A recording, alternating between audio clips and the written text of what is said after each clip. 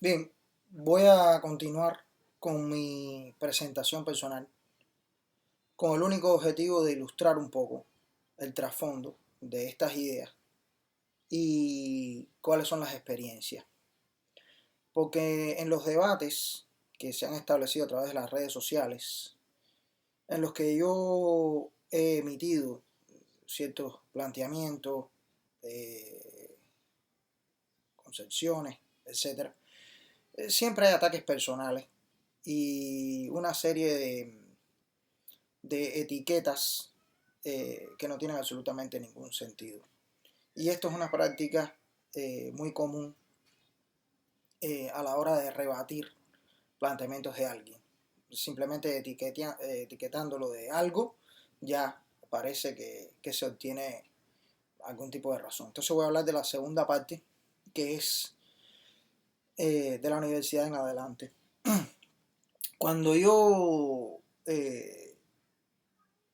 termino el preuniversitario, terminando el preuniversitario de ciencias exactas, teniendo todavía 17, 18 años, yo gané el campeonato nacional de cintas negras que se hizo en La Habana, para formar un equipo nacional que iba a ir al campeonato mundial de Egipto. Podría hablar de todo ya en otros tópicos cuando yo hable del regionalismo, del racismo en Cuba, de una serie de cuestiones del socialismo que afectaron a mi generación. Eh, Entraré en detalles, pero ahora voy a simplemente decir que terminando el preuniversitario y siendo todavía de categoría juvenil, yo entré al equipo nacional de primera categoría de karate en Cuba. Hay personas que a veces se atreven a discutir conmigo y a equipararse porque ellos también practicaron artes marciales o a intentar darme lecciones a mí sobre este tema. Yo no estoy hablando de, de que si tú practicaste o no practicaste.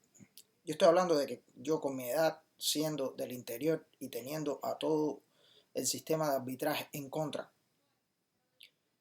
le gané al campeón nacional de karate, Arsenio Martí, en ese campeonato teniendo 18 años, siendo un muchacho o un niño todavía.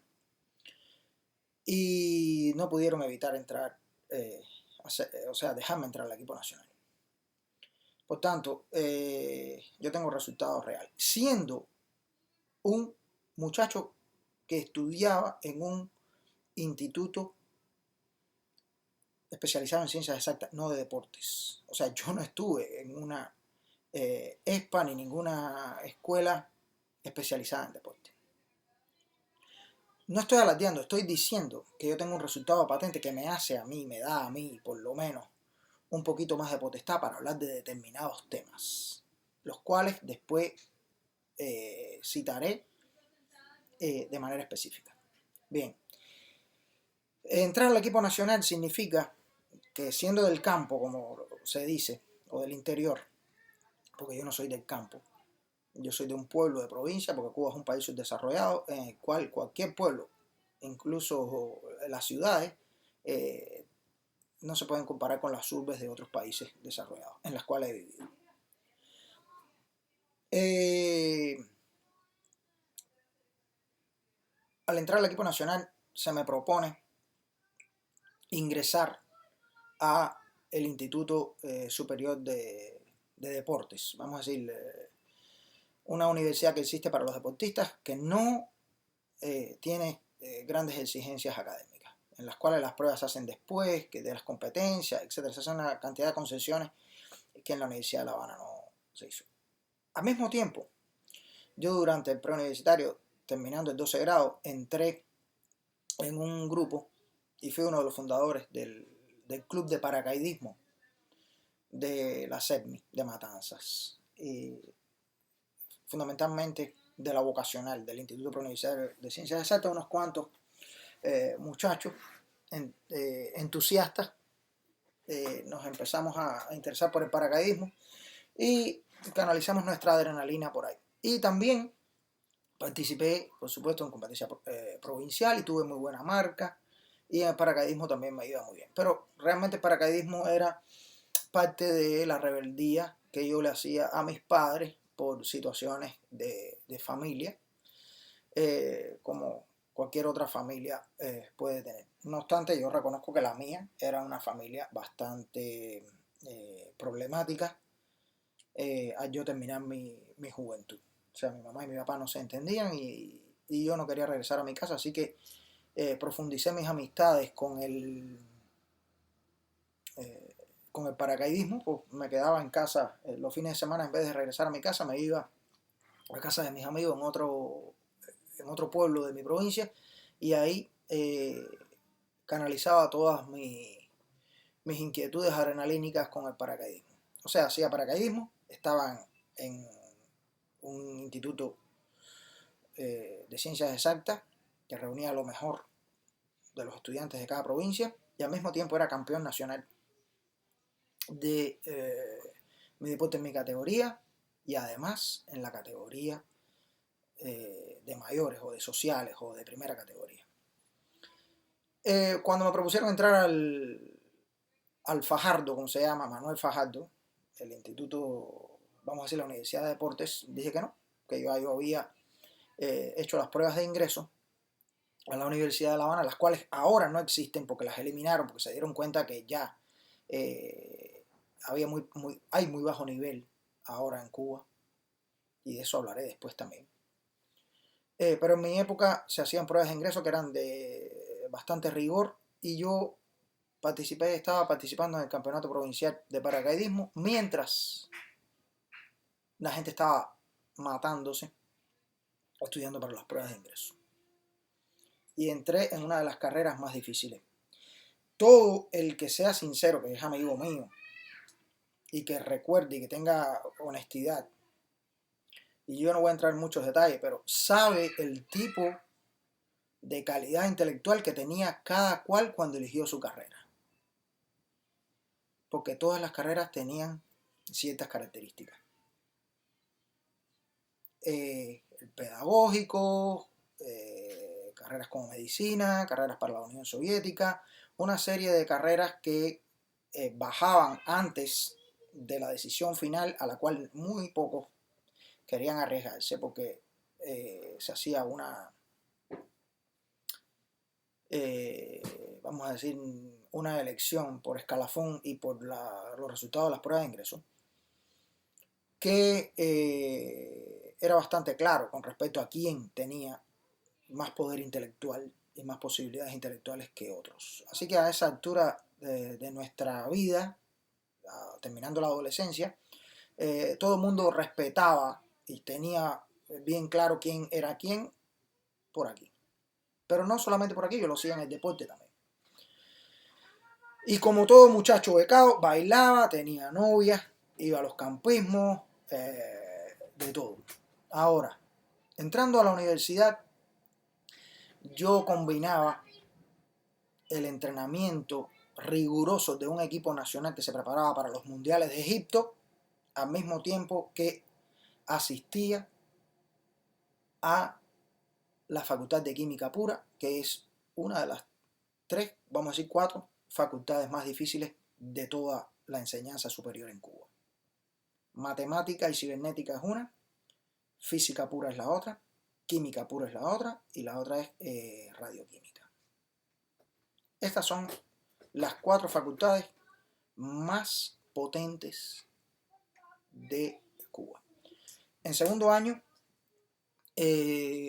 empecé a trabajar en la propia universidad como alumno ayudante.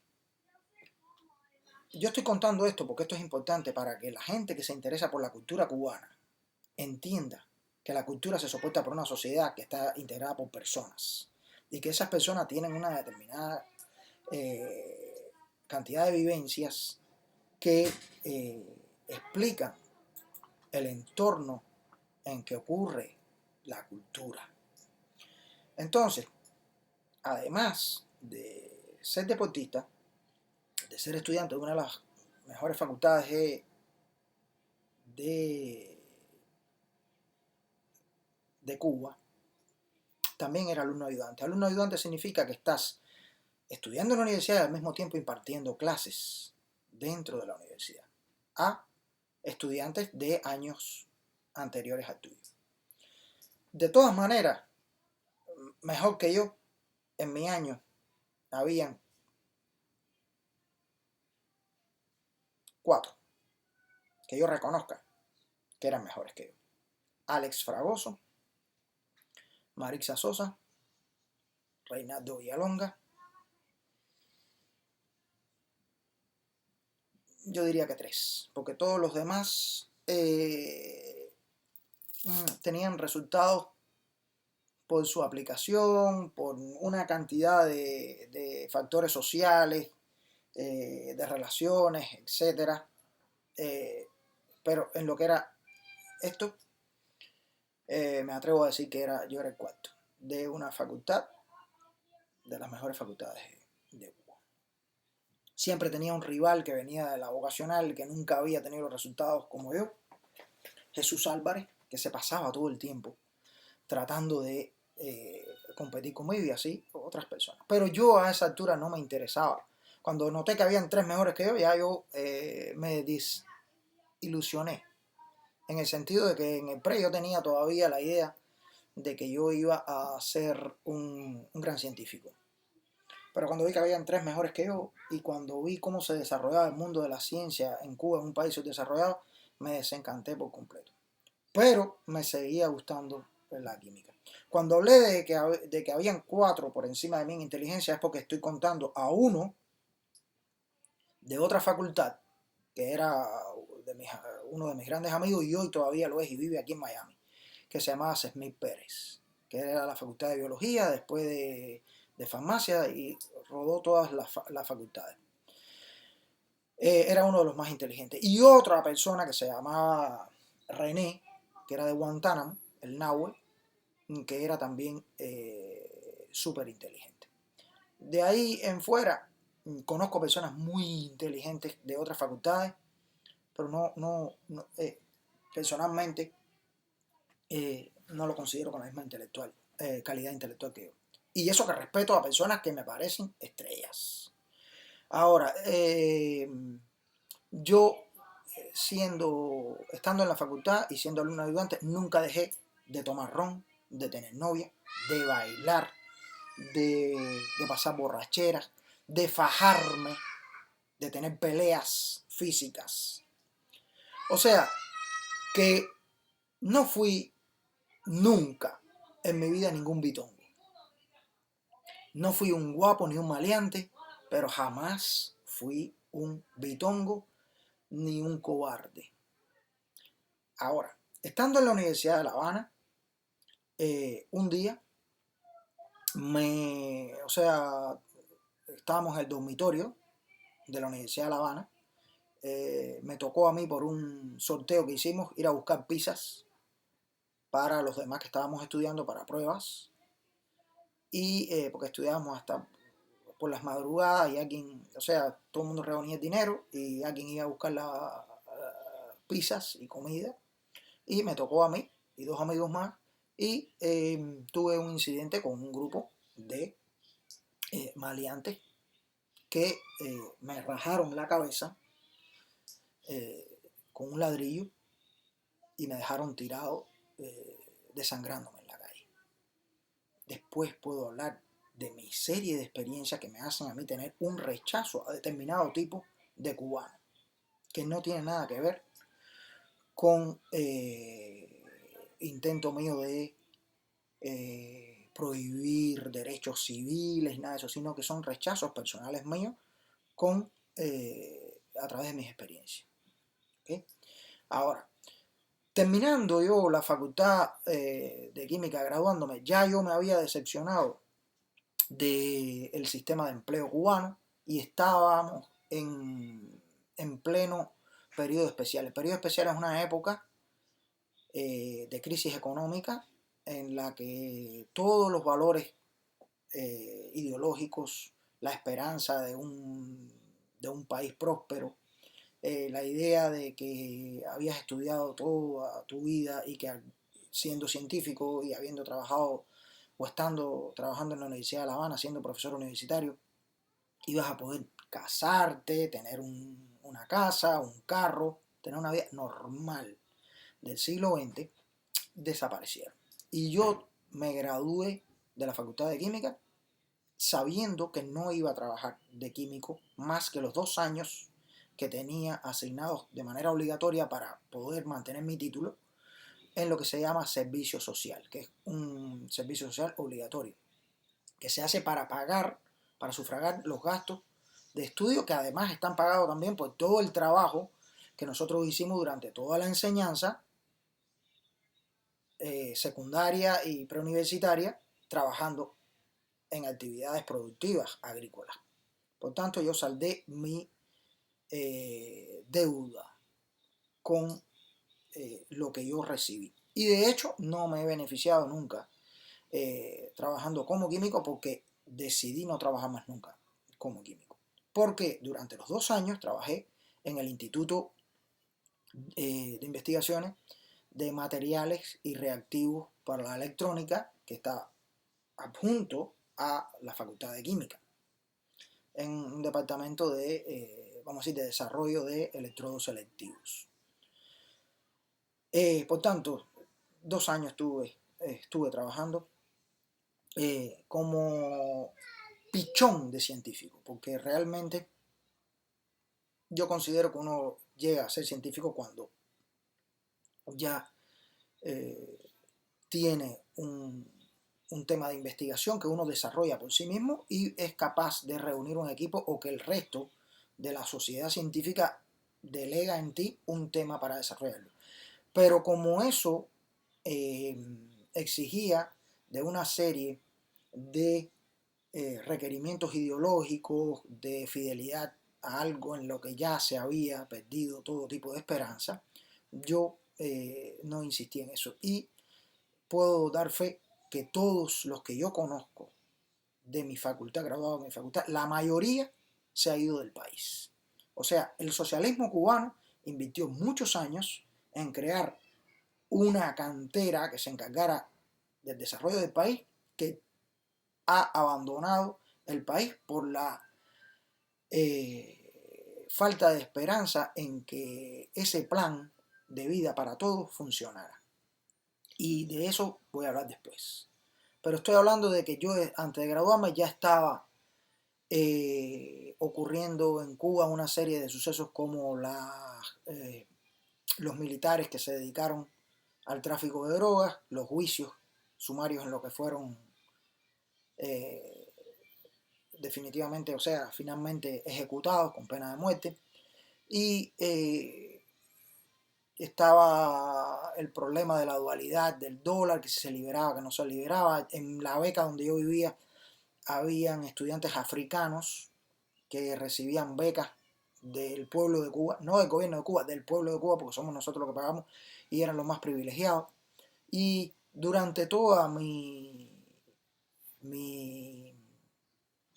juventud, mi infancia, mi pubertad, aprendí que poco a poco el sistema socialista se basaba en privilegios y no en igualdad ni en reconocimiento de los méritos por calidad ni por esfuerzo, sino por otro tipo de esfuerzos, que más adelante, cuando hable del socialismo, también tocaré ese tema. Quiere decir que yo salí de la Facultad de Química planificando que no iba a trabajar para el socialismo. Y toda mi generación estaba buscando becas en el extranjero para irse a estudiar y quedarse a vivir en el extranjero, porque no tenía sentido. Esto lo sabe todo el mundo.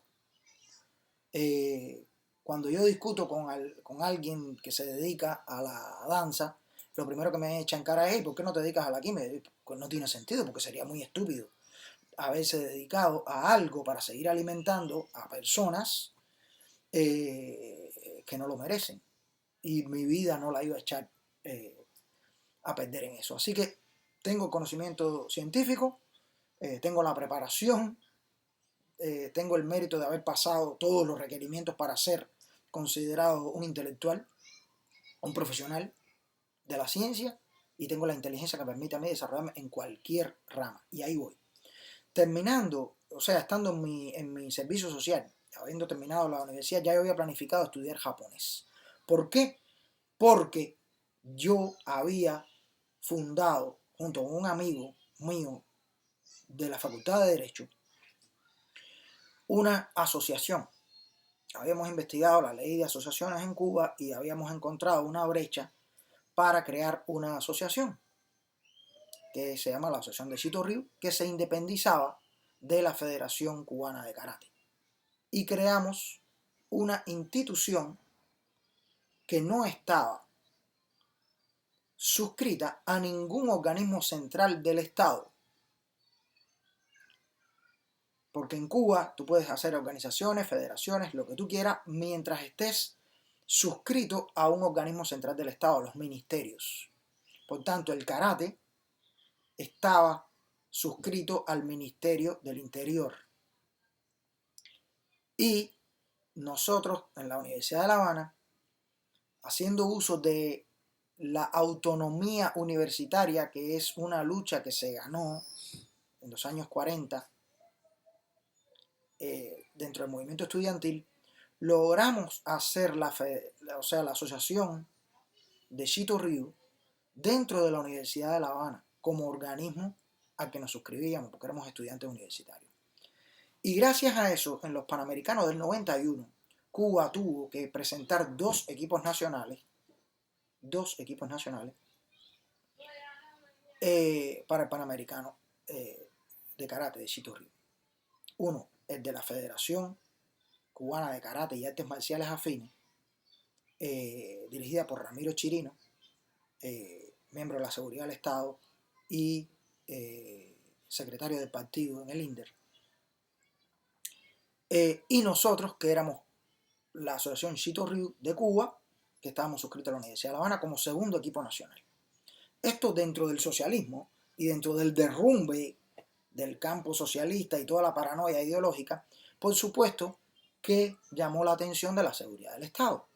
Y casualmente dentro de la Universidad de La Habana estaba residiendo en el mismo recinto donde practicábamos otro grupo de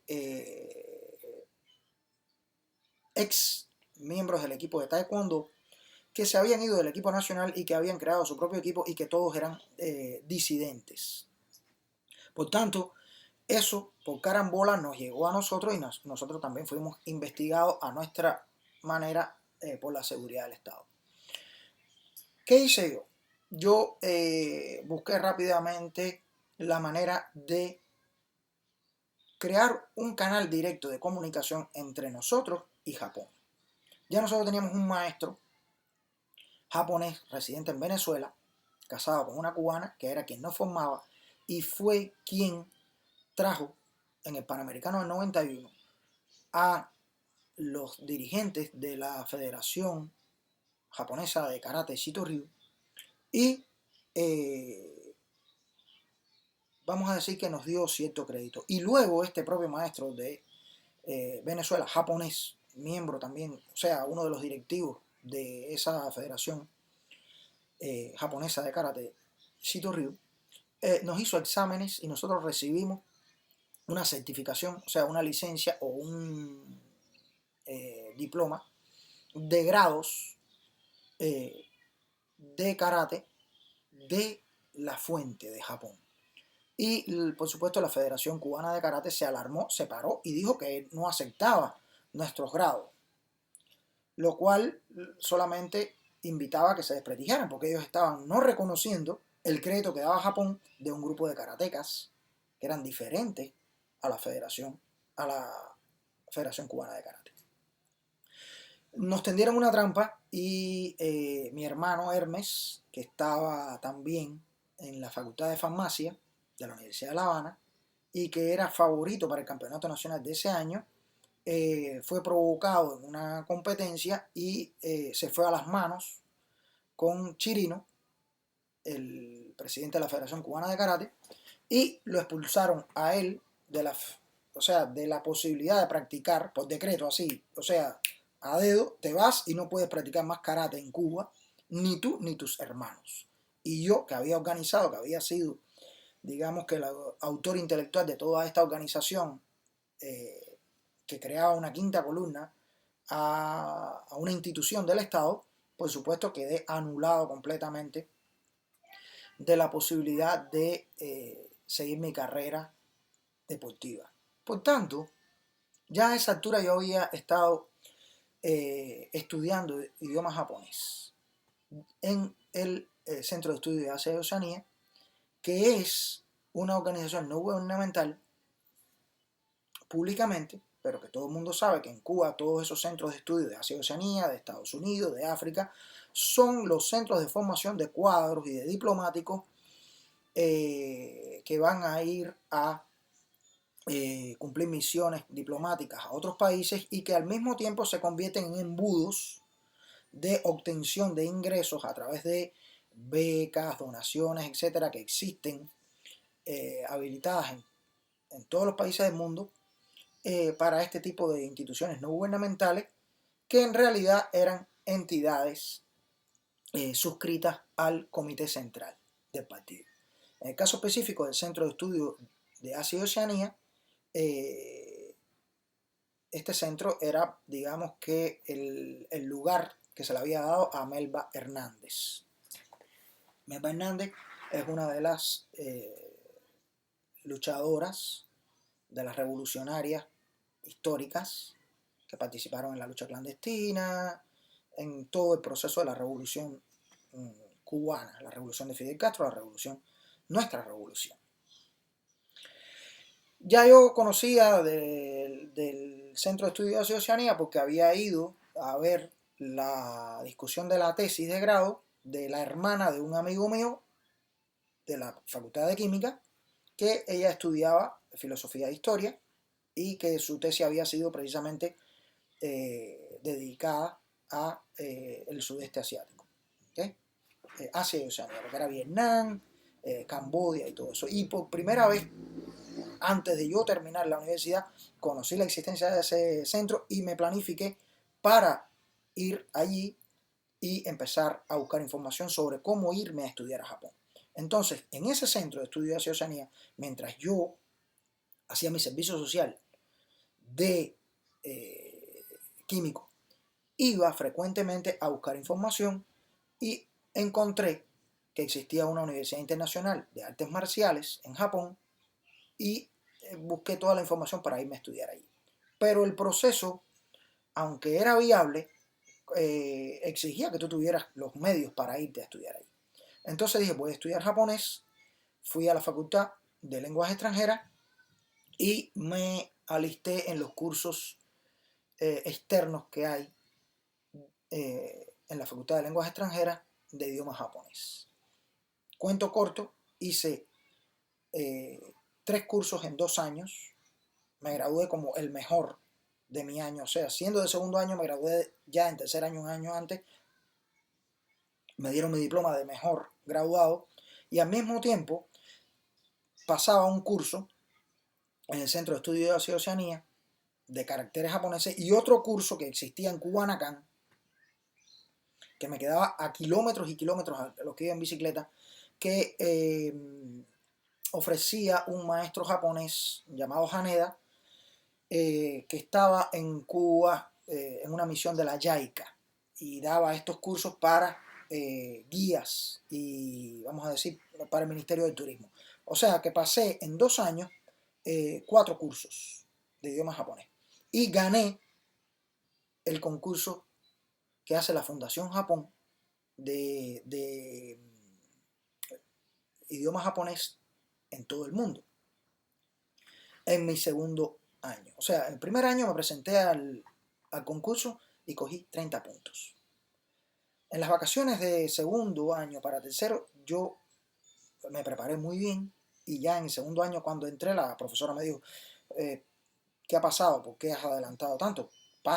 Quédate para que sigas cogiendo las clases de tercer año. Y me gradué y en ese segundo año gané el concurso de la Fundación Japón con 98 puntos. Renuncié al premio que se daba, que era una beca de 2 semanas. Yo sabía que esa beca de 2 semanas normalmente se usaba para las personas que ganaban, se iban a Japón, con el dinero de bolsillo que le daban, se quedaban en México y emigraban. Entonces yo renuncié a esa posibilidad y el consulado de Japón se dio cuenta de que yo tenía serias intenciones de irme a estudiar a Japón por largo tiempo. Entonces, además se lo tuve que explicar, tuve que escribir una carta de renuncia de ese premio y de esa beca al consulado, explicando que mi intención era hacerme maestro de idioma japonés e ir a estudiar a Japón en un término largo. Vino el tercer año de concurso y volví a ganar el concurso y volví a renunciar a la beca de corto plazo de 2 semanas. Aquí, hasta ese momento de mi vida, yo había sido una persona que tenía una gran confianza en la modestia. O sea, yo había ganado el primer lugar, renunciaba y a la luz pública salía un primer lugar que era el que se vendía como primer lugar. Que no hablaba, ni escribía, ni leía, ni tenía ni la mitad del nivel que tenía yo. Al segundo año pasó igual. Así que salió Marisabel, salió Joan, mucho respeto para los dos por su esfuerzo, pero jamás tenían el nivel de idioma japonés que yo. Otra cosa que cambié completamente mi actitud social es que ese pensamiento sano que yo tenía de esforzarme empezó a ser rechazado por lo que ya estaban instituidos. O sea, yo era un instituyente,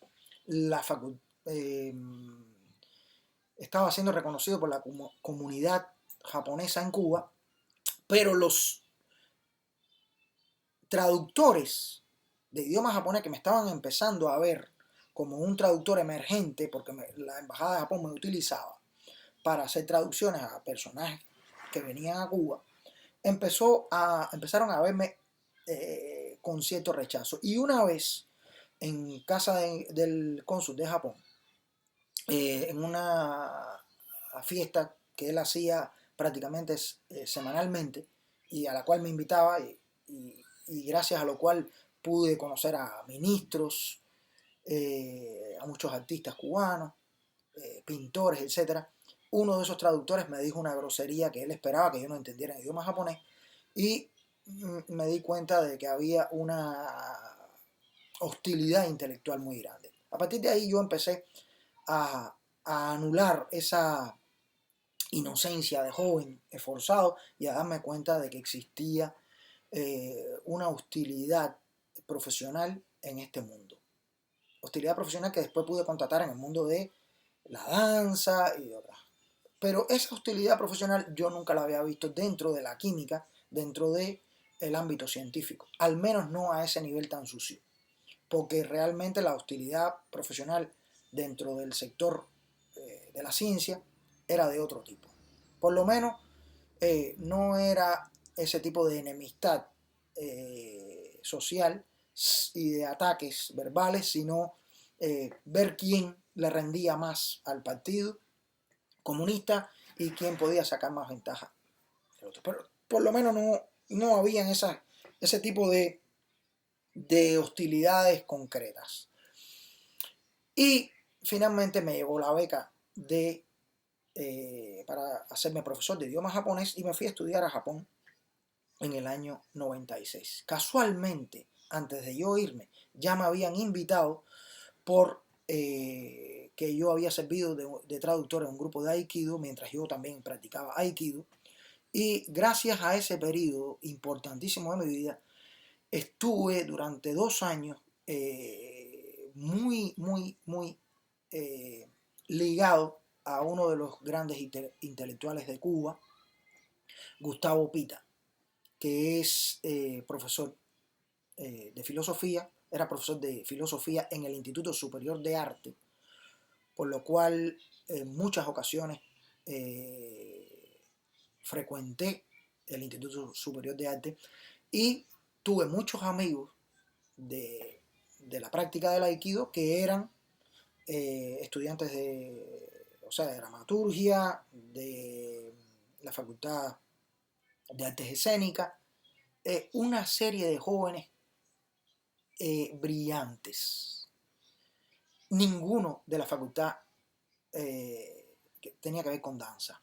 Todos eran de otras especialidades y eran personajes extremadamente brillantes. Por tanto, hasta ese momento yo pensaba que en ELISA había una generación de jóvenes con unas inquietudes intelectuales muy superiores al resto de la gente que yo había conocido de mi propia generación. Porque los que yo conocía de la Universidad de La Habana tenían inquietudes intelectuales desde el punto de vista científico, pero había muy poca conversación sobre el tema de la realización como persona, había muy poco enfoque filosófico. Y gracias a ese contacto durante 2 años que tuve con uno de mis, al que yo reconozco como mi único maestro real, se llama Gustavo Pita, que es maestro de posiblemente los mejores intelectuales de mi generación de Cuba, o por lo menos de La Habana. Y pueden buscar por este personaje. Casi seguro que él no va a acceder a ningún tipo de debate porque es una persona extremadamente modesta y una persona que vive simplemente para su desarrollo y para su trabajo. Y en algún momento yo espero que él haga sus grandes aportes a lo que es la ideología y la filosofía del siglo XXI. Pero yo soy discípulo de esa persona. Y esta persona fue la primera que me sanó a mí todas esas pequeñas heridas que yo estaba empezando a sufrir sobre el egoísmo que se vivía en el ámbito del idioma japonés y las oportunidades. Porque llegó una invitación al ISA, un fax, invitando a uno de ese grupo de Aikido a Japón. Y obviamente era Pita el que tenía que haber ido. Y Pita, que ya había ido a Japón y había estudiado, en silencio llegó y me dijo que me habían invitado a mí a Japón. O sea, él en ningún momento dijo, él habló con el grupo de los japoneses y le dijo, ya yo fui a Japón y ya yo conozco Japón. Yo prefiero que un joven nuevo vaya y tenga esa experiencia. Y creo que debe ser Joel. Algo que en ese momento en Cuba no se hacía, ni se hace todavía. O sea, Pita podría haber simplemente aceptado, sí, gracias, me invitaron de nuevo, voy para allá y ya. Pero Pita rechazó que lo invitaran a él y propuso que me llevaran a mí. Y fue la primera vez que yo fui a Japón. Por supuesto que ante tal estelar salida, el grupo de Japón invitó a Pita también y yo conocí a Japón de mano del brillante maestro de filosofía Gustavo Pita Céspedes. Y fue un choque total, 15 días. En esos 15 días yo conocí un tipo de Japón que jamás volví a ver, pero era un tipo de Japón muy esotérico, en el sentido no raro ni digamos que, sino un Japón muy específico, dedicado a las artes marciales, gente que vivía en una comunidad de práctica de artes marciales. De hecho, estuve 15 días viviendo dentro de un templo shintoísta y practicando mañana, tarde y noche artes marciales y conociendo un mundo completamente nuevo para mí. Regresé a Cuba y me quedé en espera de los resultados de mi beca, que a unos pocos meses me llegó, y entonces me fui a vivir a Japón y ahí entró la tercera parte de mi vida que influenció grandemente en todo lo que yo hago ahora y lo voy a contar. Todo esto que yo estoy diciendo puede servir solamente para que alguien pueda ubicar mi trabajo y de dónde viene todo esto. O sea, todo este trabajo no viene ni de frustraciones, ni de envidia, ni de nada de esas cosas que se manejan en los debates en las redes sociales, porque obviamente yo sí considero que hay que entrar directamente a discutir con la gente, desde el más ignorante hasta el más preparado. Mucha gente me aconseja que no pierda mi tiempo en eso, y yo pienso que no, que hay que emplear su tiempo en eso, porque de todas las personas que leen lo que yo digo, por supuesto que hay 100 ignorantes que no aceptan nada de eso, pero hay uno o dos que dicen yo quiero estar junto a este hombre, a este movimiento, a esta nueva corriente de pensamiento del siglo XXI, y es la única manera que yo tengo hoy de conseguir solidaridad intelectual. Así que esto que yo estoy diciendo no es para hablar básicamente solamente en un término de ego, sino en un término de hacer saber qué yo digo, en base a qué experiencia, en base a qué tipo de vivencia, que me parece que es una experiencia muy sui generis, porque dentro de todos los karatecas que yo conozco, no conozco a ninguno que se haya puesto en función de ir a estudiar a Japón. Por tanto, dentro de la comunidad de karatecas, que hoy por hoy están todos fuera de Cuba, y este es otro de los grandes fiascos del socialismo cubano, que sus mejores karatecas, por lo menos, yo no sé si todos los deportistas, pero por lo menos todos los mejores karatecas y artistas marciales de Cuba han buscado la manera de irse, igual que casi todos los científicos que conocí han buscado la manera de irse. Por tanto, Cuba ha hecho que sus recursos humanos, que lo mejor que ha producido durante su inversión de 50 años, esté fuera de Cuba.